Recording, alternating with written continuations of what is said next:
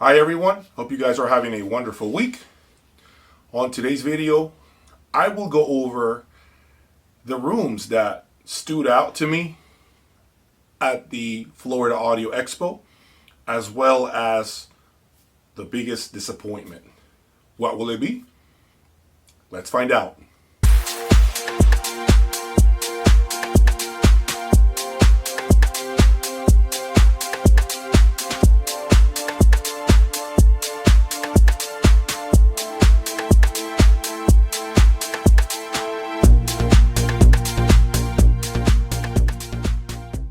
Please subscribe, hit that like button, hit that bell notification so that you are informed each time I upload a new video. Guys, before I start this video and talk about the rooms that made a big impression on me at the Florida Audio Expo 2022, I would like to first thank Mike at Suncoast Audio and his partners for the Herculean effort and everything they did in order to make this possible. I also would like to thank all the exhibitors, all the brands that were represented. Guys, I can't thank you from the heart, from the bottom of my heart, for all your hard work and labor. I know it is not easy seeing some of the rooms, looking around, how many hurdles you guys have just to make something happen and put a decent presentation for all of us. It's got to be very difficult to be in an unfamiliar room trying to get the best sound possible so that the masses hopefully approve of your work and your product and what you're displaying. With that said, I am going to be going over 4 rooms, one of which will be, to me, the biggest letdown of the show. You know how we do it at Jay's Audiolab. I'm going to talk about the good, and I'm also going to mention what wasn't so good. Okay, so let's get started. One of the rooms that I found quite impressive happened to be from a brand that I had never heard of, a speaker brand to be specific, and that speaker brand is DSG. It's a horn-loaded speaker, very efficient. It reminded me a lot of Harbeth. It has this look to it that looks very retro, but it had a tremendous amount of clarity, detail, information, nuance, great bass, along with the Lampensator Horizon, and of course the beautiful amplifier, the 452, just really blew my mind, guys. That's all there is to it. Those 3 components, guys, really surprised me. I mean, I was sitting there listening to music, song after song after song after song, and I just felt completely enamored by the presentation. I felt like I couldn't get out of the chair. I felt as if my analytical ears completely shut off, and I was nothing but distracted by the presentation, the music, the romance, if you will. That room really impressed me. I just didn't know what to expect. As I mentioned, it was just one special room. So kudos to you guys who put that room together. You really had me sitting there for a long time, and it even started to circle in my mind the possibility of perhaps buying a horn speaker or something high efficient and using some sort of tube amplification and preamplification and see what happens. The next room that really surprised me was a room that was extremely huge, tall, wide, deep, and it happened to have a brand that I already showcased on my channel, Akora Acoustics, out of Canada. Guys, you know, this is the first time I see a speaker made out of granite. But what Valerio and his team are doing in Canada is simply phenomenal, simply special. I really completely felt as if when I first walked into the room, I saw this humongous space, and the speakers look very tiny. And so I'm thinking immediately, this is not going to go right. I just don't feel that this speaker is going to be capable of filling the room. I feel like the speaker is just not going to measure up. Okay, I looked at the room. It was by far, it was probably the biggest room in there. Probably cost $20,000 to rent for 3 days. Okay, it was large. It was larger than the MBL room. It was larger than the Von Stryker vac room. It was larger than the Soundcoast audio room. It was just huge, okay? And the speakers were the smallest out of those rooms that I just mentioned. I sit down, I started having a conversation with Valerio, and just one fact that blew my mind was the fact that he said they have only been building speakers for 3 years. Now think about that. 3 years, guys. That's not a long time. And the perception of that speaker, I gotta say, was extremely positive. Just about everyone who I spoke to, walking around the hallways, people that I run into, I heard the conversations, the narrative being positive for this brand. I was very impressed what they are able to do with such a small speaker. Of course, I call it small because you guys know I usually have huge speakers, okay? But relatively speaking, the speakers don't really have a huge footprint, yet they can really expand, spread their wings, and take you in for a ride. Valerio, it was a pleasure talking to you. I can honestly say that I am very surprised and quite shocked that you have only been doing this for 3 years and you are already making an impact, a positive impact in the audio community. So I can only imagine, Valerio, what you will do going forward with a few more years under your belt, with more time, more resources, and hopefully we're not in this crazy pandemic. I would love to see what you're capable of. I would love to see speakers that are next level, and I know that's going to come. It's only a matter of time before you can put together even better speakers, your next chapter in your product line, and I want to be there to hear it. So kudos to you and your team. You did amazing. I was very, very pleasantly surprised by your speakers. The next room was a room that should be no surprise to you all. This is a room that I believe is the best of show. In my opinion, this room, I hate to say it, but you know I have to be honest with you guys. Nothing in my opinion came close to this room and the presentation that I heard. This room, by the way, was the worst sounding room, in my opinion, at Capital Audio Fest. It sounded very bright. It was not engaging. It sounded just a big, it was just a big presentation with no real emotion, no real soul, if that makes sense. Now we fast forward to this show, 2022, and in my opinion, they were the best room in there.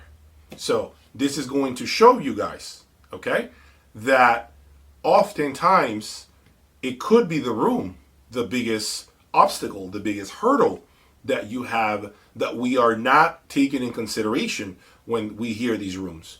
It may not necessarily be the electronics, it might be the room. But anyhow, to me, the best room, the best setup that I heard was the Borresen Aavik room. Let me tell you, they know what the hell they're doing. I was there glued to that chair. I was sitting there just song after song after song, and it just kept blowing me away. If you're asking me why, guys, the separation of those bookshelf speakers, the baby silver, I believe they're called the 01, they were so incredible. I thought the entire time I was listening to the big floor standing speakers, and it turns out that I was listening to the bookshelf speakers. This speaker, this bookshelf speaker, is the very first speaker ever, bookshelf speaker, to have completely reshaped the way I feel about bookshelf speakers. I have never heard a speaker sound that big yet be that small. Never. I thought physically it was impossible. I thought physics just wouldn't allow for that to be the case. And boy, was I wrong.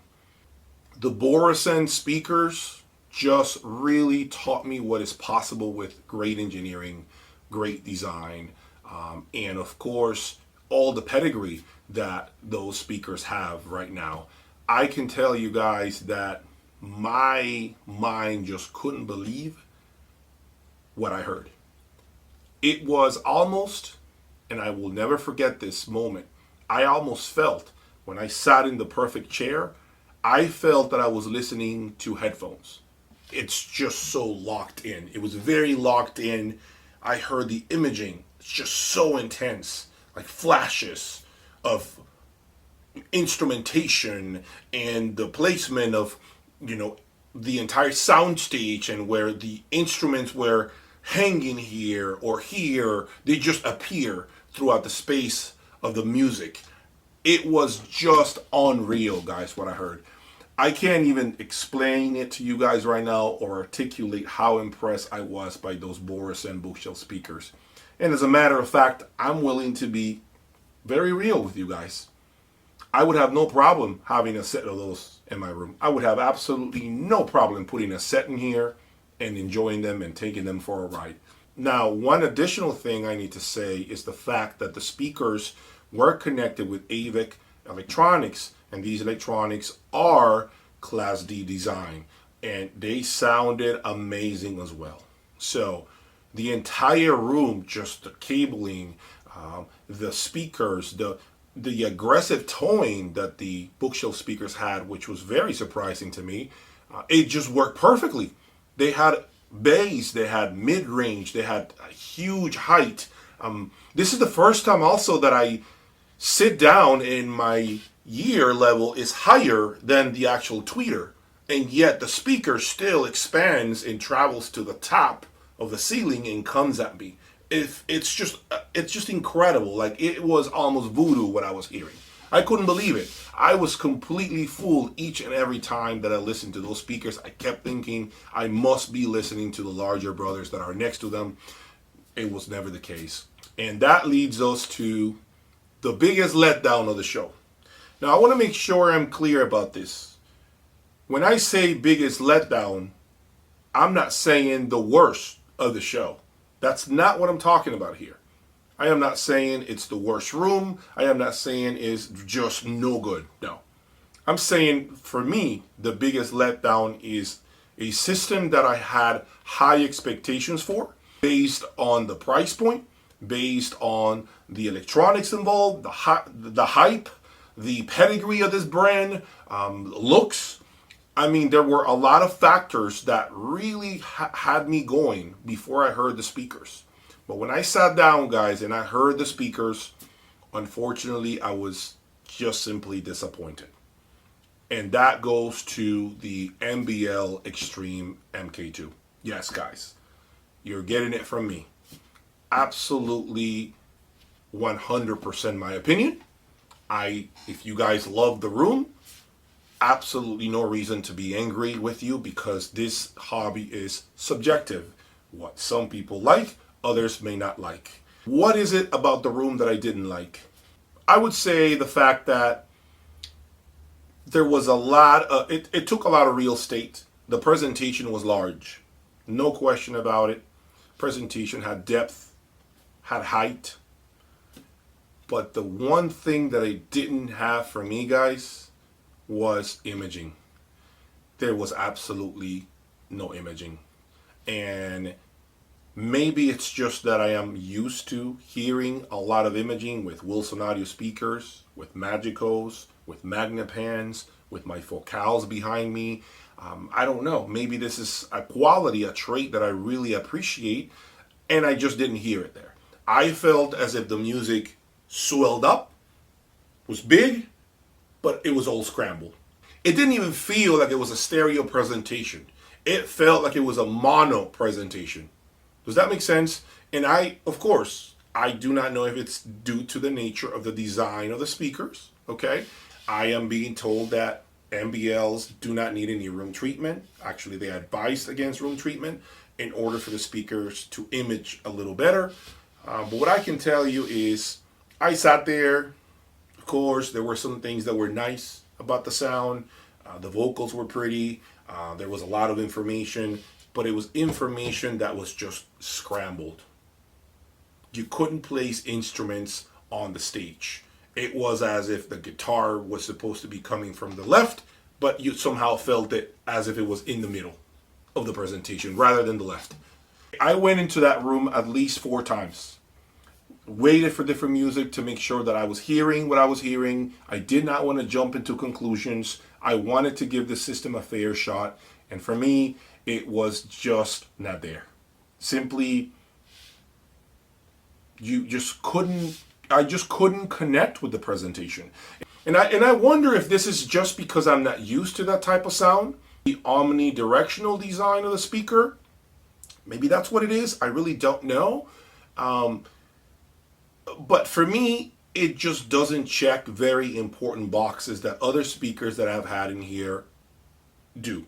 Now, an honorable mention, a room that also took me by surprise, I must say, the VAC integrated room with the Piega speakers. That room was really special. That tweeter mid-range design, that is like a point source. It had a great sound stage. I liked the bass that I had. The speakers were not expensive. I think those were the cheapest speakers that I liked. They were 16,000 USD, made out of aluminum, not a lot of space. I was quite shocked how good those speakers sounded. That speaker had a lot of great qualities from some of the ultra high-end brands that I have had here. And yet it's only $16,000. Remember, when I go to a show, I'm not going there to find perfection. I am only going there to sniff potential. That's all I'm going to do. Okay, because I have to be mindful of the layout, the challenges, the electricity problems they may have. They are not 100% dialed in rooms. So all I can do is take things at face value and then hopefully choose rooms that seem to have done the most for me. You guys should never use any sort of show to make a final decision as to whether something is good or bad. Luckily, I am glad to inform that I did not hear a lot of elevator music. Okay? So most rooms had great tunes playing, and if you heard some of my test tracks from my playlist that I have shared with you all, that's because these rooms accommodated me. They actually allow me to play my music so I can record it for you all. So, well, that's all I have for you guys. Until the next time, peace.